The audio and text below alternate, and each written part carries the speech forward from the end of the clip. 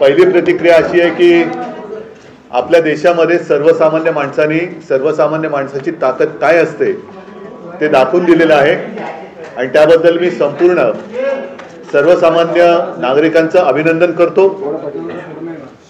सत्ताधारी किती मस्तवाल झाले तरी एका बोटाने आपण त्यांना हरवू शकतो, त्यांचा उधळलेला वारू रोखू शकतो, ह्याच देशातल्या तमाम जनतेने अख्ख्या जगाला दाखवून दिलेले आहे। त्याच्याबद्दल मला नक्कीच अभिमान आहे आणि आनंद आहे। इंडिया अलायन्सची उद्या दिल्लीमध्ये बैठक होते आहे, तुम्ही स्वतः उपस्थित राहणार आहात का आणि काय निर्णय घेण्यात येईल? आता काय बैठकीच्या आधी निर्णय कसं सांगू? सांगतो सत्ता स्थापनेसाठी दावा करायलाच पाहिजे। इंडिया आघाडीच्या बैठकीसाठी मी उद्या दुपारनंतर जाईन, कारण बाहेरगावी जिंकलेले जे आमचे खासदार आहेत ते उद्या येतील। आज मुंबईतले खासदार मला भेटले, उद्या बाहेरगावचे खासदार येतील। सर्वात आधी संजय राऊतजी तिकडे जातील, त्यांच्याबरोबर आपले मुंबईतले खासदार अनिल देसाई, अरविंद हेही असतील आणि दुपारनंतर संध्याकाळच्या वेळेला मी दिल्लीमध्ये पोहोचेल। एक पुरी करतो बात।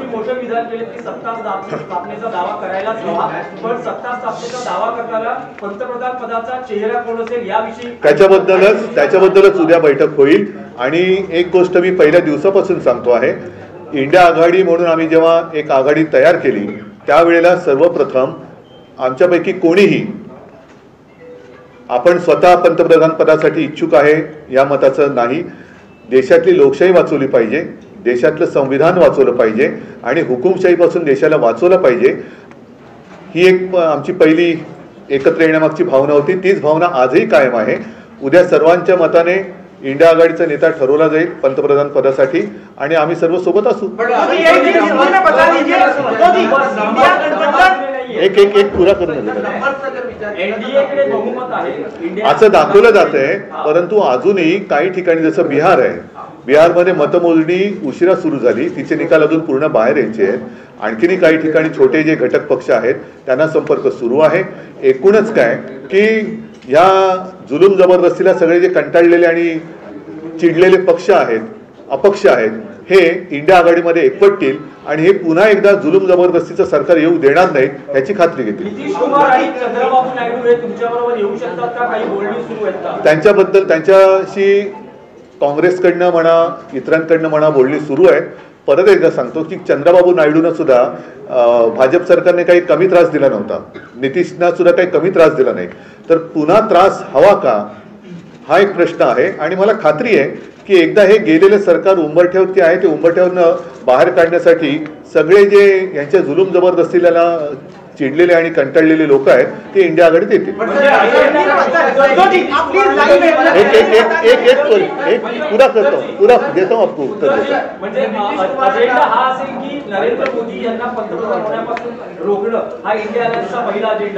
नुसते नरेंद्र मोदी नाही, एकूणच ती जी वृत्ती आहे, आम्ही कोणत्याही व्यक्तीच्या विरोधात नाही, मी पहिल्या दिवसापासून सांगतोय, आम्ही वृत्तीच्या विरोधात आहोत। वृत्तीच्या विरोधात म्हटल्यानंतर हुकुमशाहीची वृत्ती, ही वृत्ती या देशामध्ये चालू द्यायची नाही, हे आम्ही सगळ्यांनी ठरवलेलं आहे, सगळ्या देशभक्तांनी ते ठरवलेलं आहे।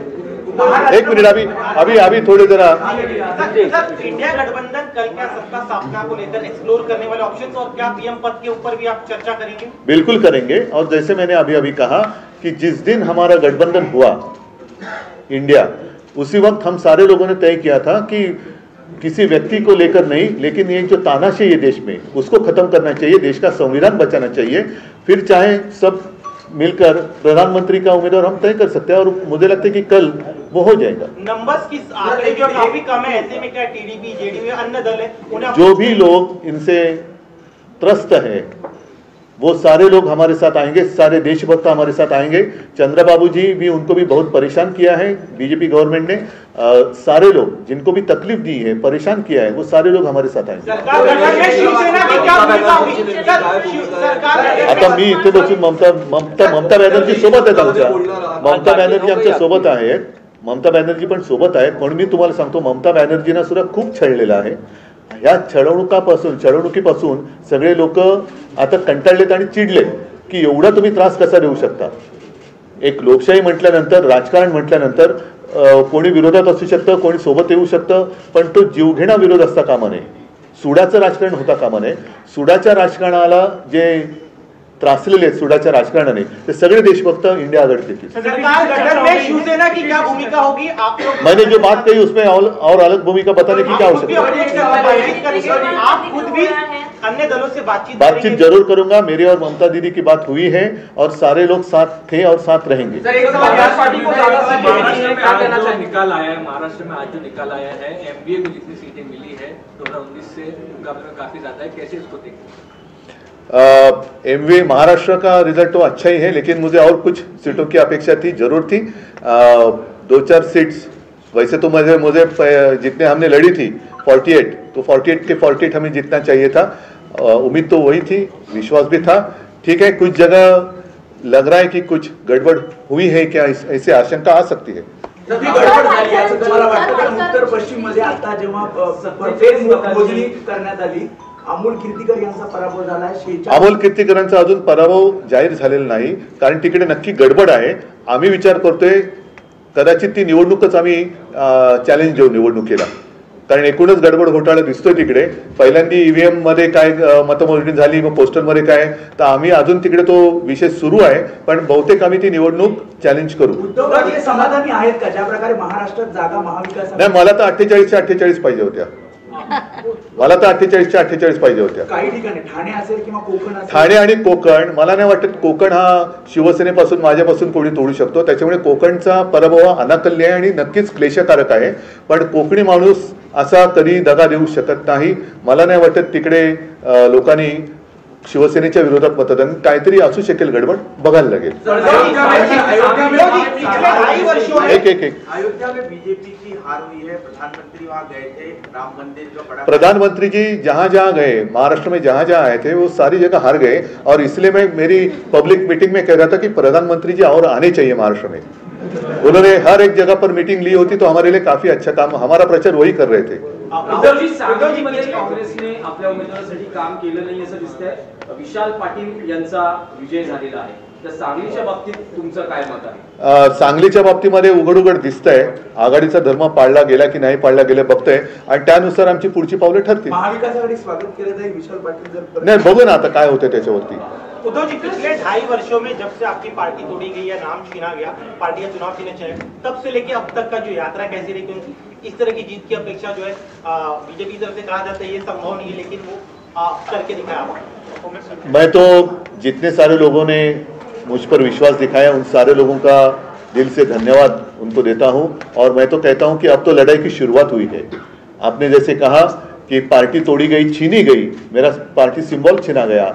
यहां तक कभी कहा जाता था कि मोदी जी का फोटो लगाकर हमने इलेक्शन जीती थी, उनको भी मतलब मोदी जी को मेरे पिताजी का फोटो लगाकर इलेक्शन लड़ना पड़ा.